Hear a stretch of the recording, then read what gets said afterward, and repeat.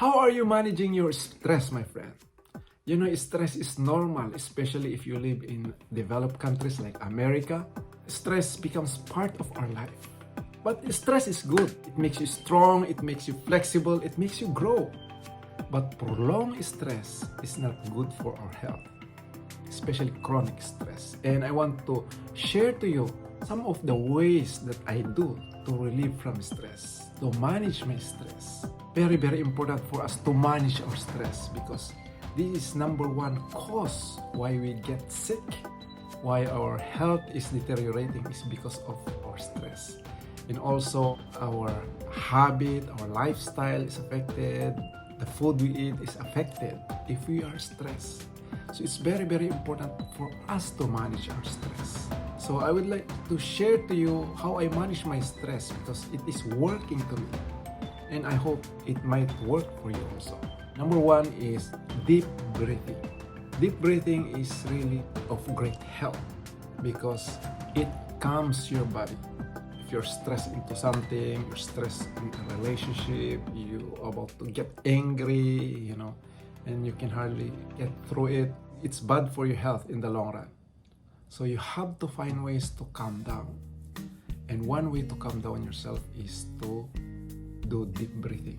Even though for some occasion, the relationship with wife or with husband or children or friend whom upset you in a certain time and you're about to get angry. But before you get angry, why don't do a little breathing, deep breathing, belly breathing. I'm talking about belly breathing. When your belly is expanding when you breathe in and shrink if you breathe out. And if you're tempted to get angry, okay, you can get angry. But if you do at least 3 deep breathing first before you get angry, then you try to get angry, it's not that strong anymore. Or maybe you may change your mind of not getting angry. I'm easily get affected before, which I can tolerate. But after some time that I cannot bear anymore, explode and I really get angry. Sometimes I use force sometimes, and that's dangerous to me, especially in terms of relationship. But through deep breathing, it really helps me a lot. So this is how I do. I will not only do deep breathing when I'm in a certain situation. I begin my day by doing deep breathing. Before I wake up, I do deep breathing first. When I do this before, 4, 7, 8 counts. You deep breathe for 4 counts, hold it for 7 counts, and breathe out for 8 counts. Or you do 3 seconds breathing in, 3 seconds breathing out. So before I'm conscious about counting like that, but after some time I don't count anymore. I just need to make sure I'm doing deep breathing. And also when I go to sleep, I do deep breathing. It will become, sometimes it's hard for me to sleep. It becomes my way of finding ways to go to sleep right away. So I do at least minimum 4 deep breathing in the morning and 4 deep breathing when you go to sleep. So that's number one.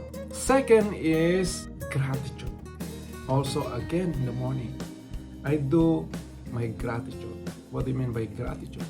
Just to say what you are thankful for. You begin your day with gratitude. And how does that help me with my stress? According to neuroscience, we have about 60,000 thoughts a day. That's a lot of thoughts. And about 80% of those thoughts are negative. And those negative is stressing you actually. If you have resentment, if you have anger in you, you cannot get through it, there's a lot. 80%, that's a lot. About 60,000 thoughts, and 80% of that is negative. That you don't know. It is stressful. It's draining out your energy. That's why some people, even though they don't do anything, after some time they have no power because they drain out their energy by just entertaining those negative thoughts. And can you smile if you entertain your negative thoughts? No. You mess up your day. You can hardly concentrate. You can hardly do something else. You have no power to do whatever you want to do for the day. How does gratitude help me to deal with that kind of thoughts. Gratitude helps you shift your thinking into positive instead of negative. You shift your mind to something that is positive, because what you are grateful for, those things that you like, those things that you appreciate. And for me, there are times that I run out of things that I'm grateful for. But realize, by just having this body is something to be grateful for. My health is something to be grateful for. There are many rich people there, billionaires, who doesn't have that kind of health that I have. And even simple things like air. If you don't have air just for 2 minutes, what happened? You might die. They are free. The sun, and a lot of things to be grateful for. Especially if you write what you are grateful for, it's very rewarding. I saw a lot of studies, the benefits of just writing your gratitude. So I tried, maybe I'll just try for 7 days. And I tried to write what I'm grateful for to my wife, to my kids. You know what? I changed the way I look at my wife. I changed the way I look at my kids. I changed the way I look at things just for 7 days. I realized there's a lot of things. There's a lot of good things to my wife that I am grateful for. Before, I always think negative to my wife. Why? Because I'm looking at those imperfections. But when I start writing what I'm grateful for, I start to look at her positive side. Things that is good from her. By shifting my thoughts to those things, I feel great. I can love more my wife. I can love more my children. I can love more people. Sometimes I get stressed with my supervisor. But when I start to look at her positive side, I start to appreciate, I start to calm down, you see. And I feel good. So gratitude is really of great help to shift the way you think from negative to positive. So writing is very important. If you don't have time to write, just say thank you. Just think of what you're thankful for. And you can observe that when you wake up in the morning and express your gratitude. And when you go out, you feel like being smiley, like a smile. How you feel like that? Hi, how are you? Like that. It means you start your day with the right kind of mindset. But if you just wake up and go to work, whatever is in your mind, you project that to your work, to the people you meet, to your kids, like that. So when you set your mind with gratitude first, then you feel great. You observe, you realize you go out with a smile. Okay? So gratitude is very, very important. And if you cannot think of something that you're grateful for, sometimes you are used to express the same gratitude saying, and then after some time there's no feeling anymore. We're just saying what you're grateful for because you always mention the same thing that you're grateful for. Just say thank you, thank you, thank you. Sometimes I sing thank you, thank you. You cannot think of anything that you're grateful for, just say thank you, thank you. Especially if you express what you're grateful for, not just thinking about it, express it. It's really of great help. It's very uplifting. But first, if it's not your habit, just whatever time available for you to express your gratitude will be of great help. So for me, I start my day with gratitude. And then second is feed, where we can gain our strength through the food we eat, right? I'm talking to the right food that gives you right nutrition to your body. But anyway, I'll talk about food later on. I'm talking about internal food or spiritual food. So again, those 60,000 thoughts affects on what you read, what you listen, what you're thinking. That's what I've said. On average, about 80% of those are negative. So to break those negative thoughts, what are you feeding your mind? So for me, in the morning, sometimes if I don't have time, just one inspirational words I read. Or sometimes I read, or sometimes I listen to, we call it morning devotion. We have a pastor where he is giving online a sermon every morning, and I just listen to him. And then there's discussion also there. I listen this if I have time in the morning, or sometimes if I don't have time, I go to work and I'm listening while I'm working. And you have to feed your mind because there's a lot of junk in our mind, okay? And those are stressing you actually. You have to take something so that your energy will be shifted to something that is positive. So whatever's in your mind, you can project it. If you have a good thoughts, if you have so much inspiration, the way you talk, the way you relate to other people, it will also reflect on what is in the mind, what you feed your mind. Okay, so it's very, very important to feed your mind with inspirations, good thoughts, or simply reading the Bible or inspiration, whatever religion or belief you have, but something that inspires you to start your day. You have to feed your mind with the right thoughts a day. And then number 4 is connect. You need a community. You need a friend whom you can share your heart with, whom you can relate with.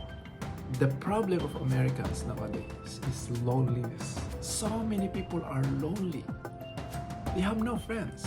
These people who are so famous, Michael Jackson, Muhammad Ali, they are famous as if they have everything in life. But they said they are actually lonely. I was surprised. He's lonely? There are a lot of potential friends whom they can relate with. But they don't have nobody whom they can relate heart to heart. You cannot make a relationship through just hi, hey, say hi, hello. You can make a relationship through talking for hours and hours to friends, knowing each other, expressing, being vulnerable. I have a friend wherein I'm working maybe for a week. We talk 1 to 2 hours a day for at least 5 days a week. And if you don't call or you don't call him, sometimes, I don't know, I miss him, And I share something to him that helps him, but I also share my ups and downs, And it's very relieving to have somebody whom you can share with, whom you can trust, okay? So we need a community. Never be alone. Being alone leads to loneliness, and loneliness is stressful, and it will lead to anxiety and depression. So break that kind of lifestyle. Social network is not a community. It's not a real friends. Many of you have thousands of friends in the Facebook, but they are not real friends. Real friends are people whom you have face-to-face communication or relationship with in person. Sometimes when we have party, it's not just to go there, hi, hello, eat, and then talk, and then go home. No. But for us Filipinos, we stay for some time. We play cards, we talk, we laugh, Sometimes we share about our families, especially small groups, not big groups. Small groups you can share more to people whom you can trust with. 2, 3, something like that, or 4. We need a community, where you can meet them at least once a week or even more times a week. These blue zone regions? These blue zone regions where people live the longest, 100 years old and above. Those people who are living healthy, those are centenarians, we call it centenarians, who live long. And most of them, they're not alone, they're not lonely. Like in Japan, there's this place like Okinawa, Japan. They have a tradition, they call it moai, where they are engaged to close people, friends, at least a dozen of friends whom they can relate to each other, help each other for life. Okay, so I saw a group. They've been meeting for 97 years already. Their average is, I think, 103. They're meeting every Saturday for 97 years. They meet every Saturday. And if somebody is absent, they go to check this person. And also, they have Strong families, relationship. That's another thing. Connect is not only to friends, but your family. Family is very important. They are honored to take care of their parents. And 3-4 generations live together. Ikaria, Greece, Sardinia, Italy, Okinawa, Japan, even this Roseto, Pennsylvania, where people have no heart disease. And they found out that it's not about what they eat. It's about the community that they build that makes them healthy and happy. All these regions, even Loma Linda, California, they belong to a community where they spend time for each other. You have to have a community like that. Number 4 is contribute. Of course, we need a community where we can relate, but you have to have a way where you can contribute also. This is very, very healthy. This is very, very stress relieving. It makes you happy, you know. It's not a momentary happiness. It's not pleasure. It's a long-term happiness. If you're lonely, you know, help somebody who are lonely. You know, there's 12 steps program for alcoholics. And you know what is the most important of the 12 steps? It's the last part where they have to help an alcoholics, the same alcoholics, you know. It's when you help that you can recover from that addiction. So contribution is very important. Why is this necessary? Why is this stress relieving to us? Because this encourages you to release your happy hormones. Those oxytocin, those endorphin, those serotonin, even dopamine, you know, makes you happy, you know. Why? Because we are hardwired for giving. So think of somebody. Did you touch someone's heart? Did some people remember you of what you do? Think of that. By just calling somebody, "Hi, how are you?" Just want to say, how are you doing? You know, just call somebody. Or, you know, involved into a charity or volunteer. Those are ways that you can contribute. Seems like you're losing time or losing money, but actually it's good for you. You're gaining from it. Even by simple as opening the door for somebody to pass by. For me, in my work, I always help this blind lady cross the street. Those simple things. Think of what you can contribute also. And another thing is, we are actually gifted. We are gifted. We have something to share to the world. Everybody is unique. Everybody has something to share to the world. So don't just go to work, go home, go to work, go home. No. You have some talent that you alone have it. And if you use your talent, that's your best contribution to the world. That's the greatest contribution you can do for the world. That will help you become a happy person. That makes you valuable. Like a knife. A knife cannot do what a pencil can do, what a bottled water can do. They have different function. Also, you have something that nobody else has, and that is your greatest contribution. But of course, there are many ways to contribute. But of course, the best contribution you can do is the thing that you have. Discover that. Look for that. Because you were born for that. Then number 6 is sleep. Many of us, about 35% of Americans, according to Center for Heart Disease and Control Prevention, 35% of Americans are sleep deprived. There are many reasons why we cannot sleep, but I'm talking about those intentionally depriving yourself of sleep because of probably social network, too much screen time, too much work. You know, you have to accept that there are times for us to contribute, do something else, but there are times for recovery also.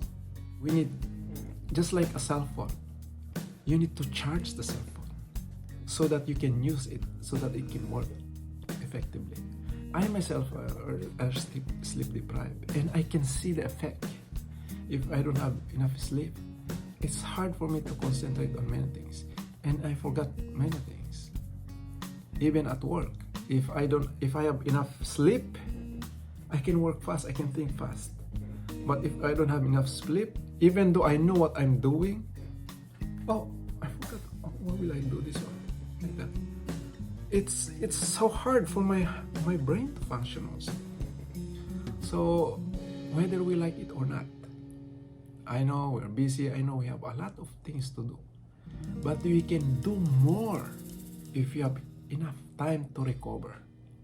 Okay, just like your cell phone, if you just charge your cell phone 50%, 40%, and that's it, and you can just use 40% of its capacity.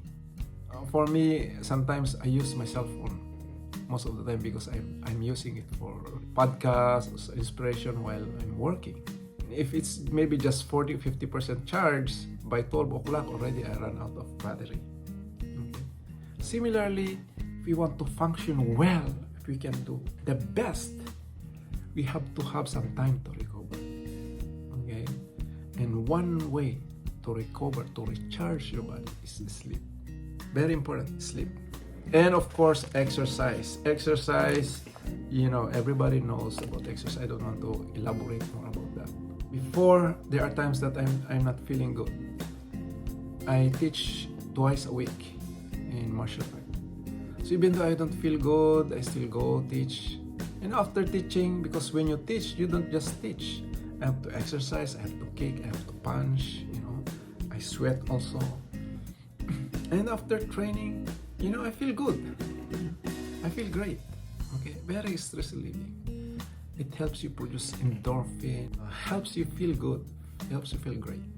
Okay, the only way you produce those good hormones in your body, release those hormones in your body, is when you exercise, when you think great, when you do contribution, when you relate to people, something like that. And number 8 is meditation or prayer.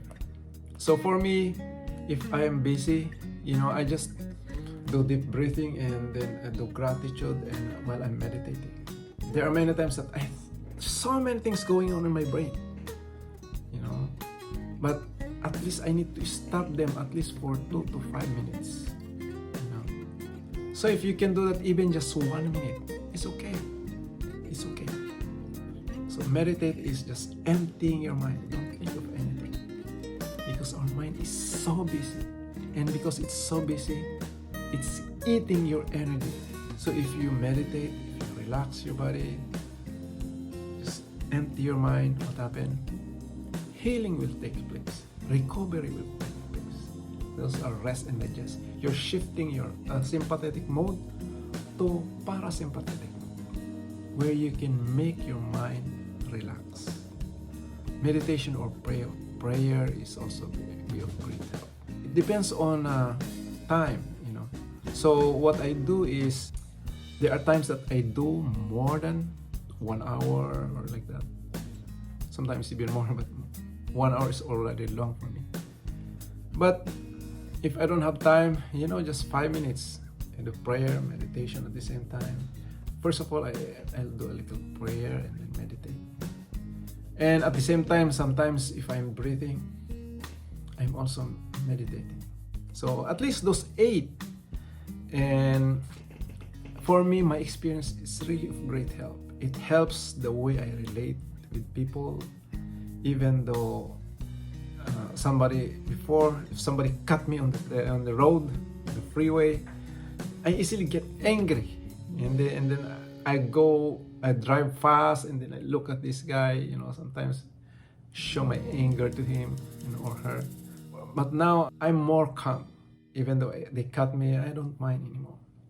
And also I'm shifting the way I think to them. Oh, maybe he's undergoing some problems. I try to understand them. Even my supervisor, if he's getting angry, he said, oh, he has some problem in our family, and he's just expressing it to me, But I'm not that affected anymore, because he or she might be having some problem before that. And some other things which is additional, like massage, going for vacation, those are stress relieving also. I have occasional business where I'm really get tired. At least twice a year, I have a flower business on Mother's Day and Valentine's Day. I'm so stressed out, so tired. After those holidays, I go for a massage. But after some time that I do the rest, the breathing, gratitude, I don't go for a massage anymore. Because by just dealing with your emotion, by just dealing on how you can think better, you don't even need to go for a massage actually. Your body will know how to deal with whatever aches and pains there. Our body have self-repair mechanism that whatever your situation, you can able to deal it. Also is the food, okay? It's not only to manage your stress, but to be healthy, okay? So I'll talk later on about how we deal with our food. The most important here to do is how you can make it as a habit. Don't make it complicated, because sometimes if we make it so complicated, you might do it perfectly in 1 or 2 days, but you didn't make it consistent. So make a little bit, but make it consistent. It is there where you can see the effect of it.